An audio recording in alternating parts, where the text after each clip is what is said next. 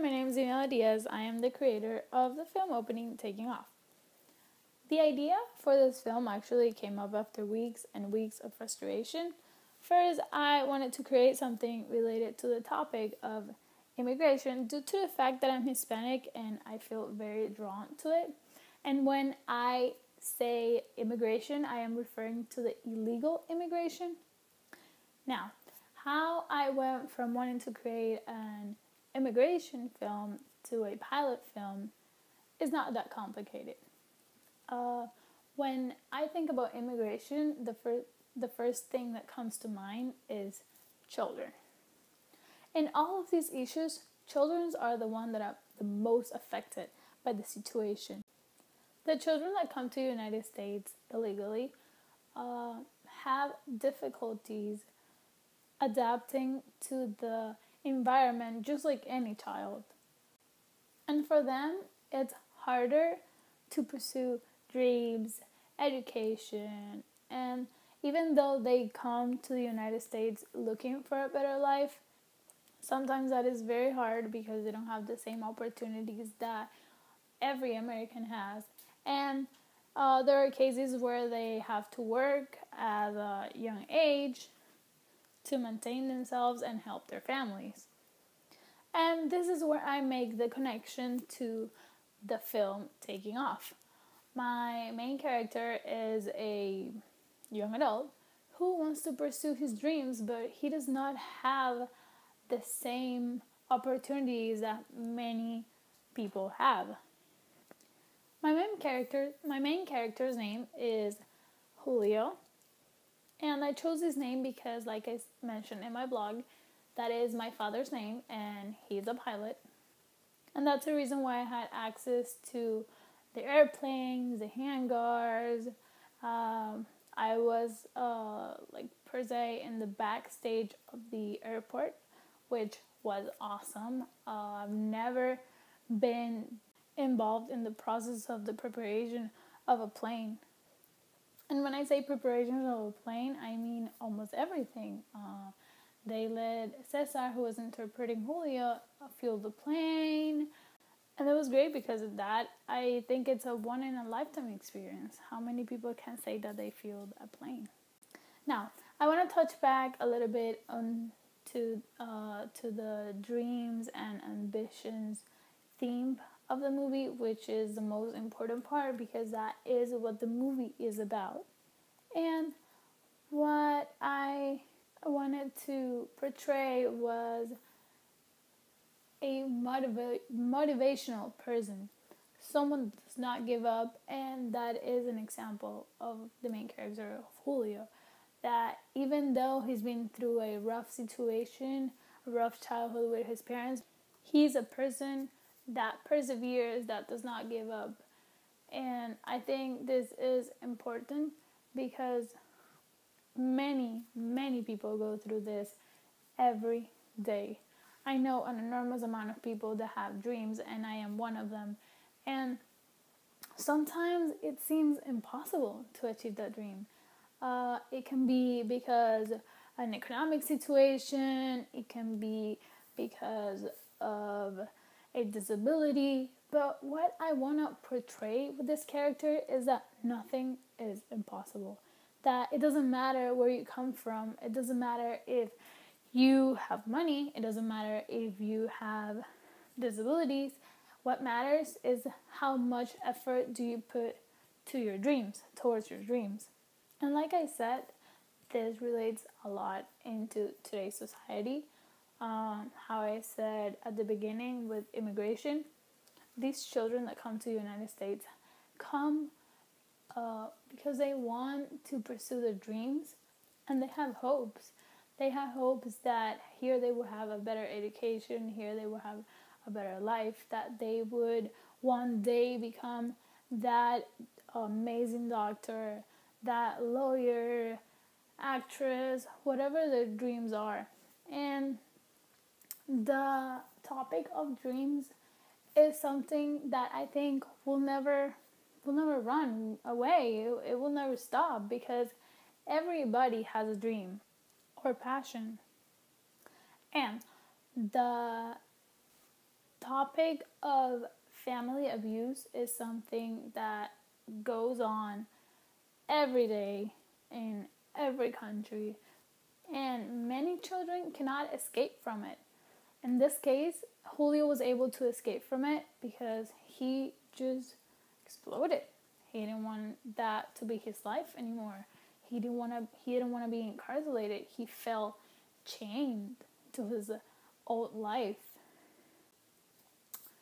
I did not include in the film opening the flashbacks that I talked about in my blog because once I filmed them and included them in the movie, I felt like I was giving too much information and I sort of wanted to keep it mysterious. I also incorporated a lot of music and no dialogue because I feel that no dialogue made it more dramatic, and with the combination of the music, which had an emotional tone, a sad tone, worked perfectly to convey the message that he still feels sad and has trouble coping with what happened during his childhood. Accompanying with the non-diegetic sound of the music, I also included diegetic sound, which I recorded with my phone and the microphone of the headphones.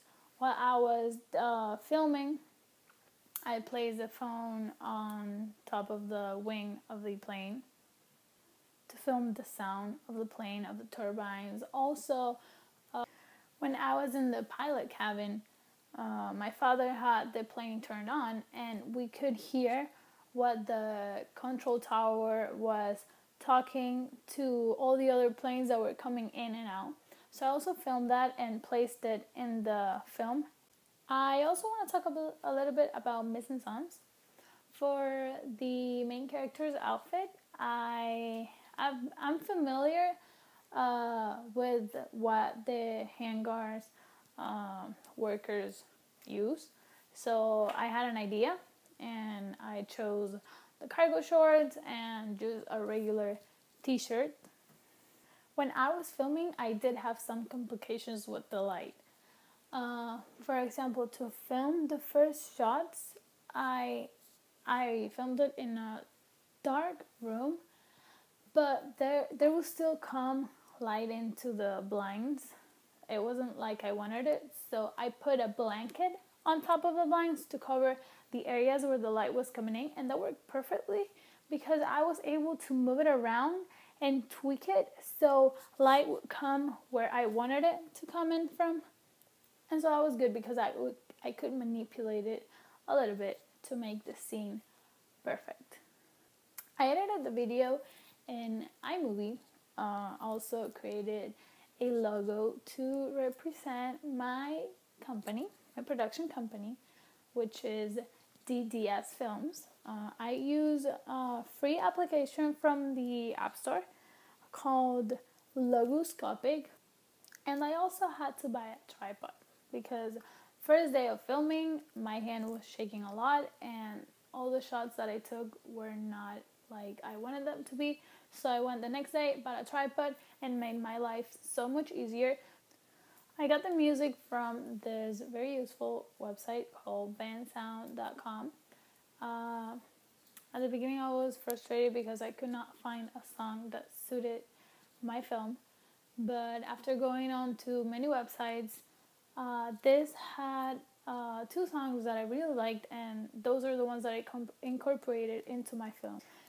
Now, the people that will see my movie is a very open target audience, ranging from teens to adults, from 25-year-olds, 26-year-olds, due to the fact that the main character is young. He's a young adult, and it's a motivational movie.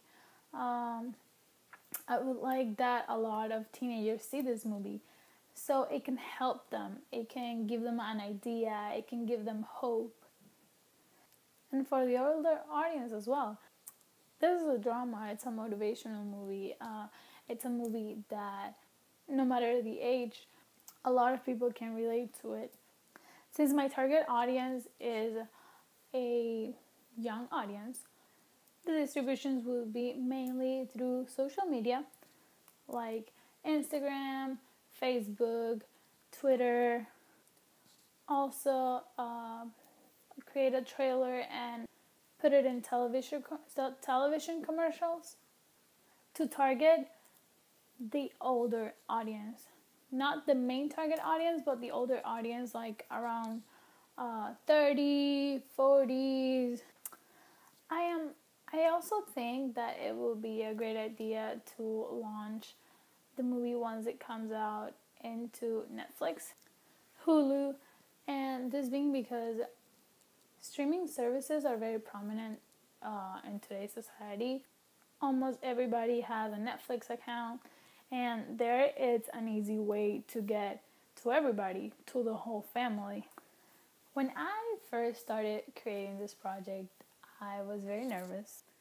This was the first long-term project that I have ever created, and that is the main reason why I was nervous, because I have never been put in a situation where I have to control my time management, and that was one of the hardest tasks that I had to deal with.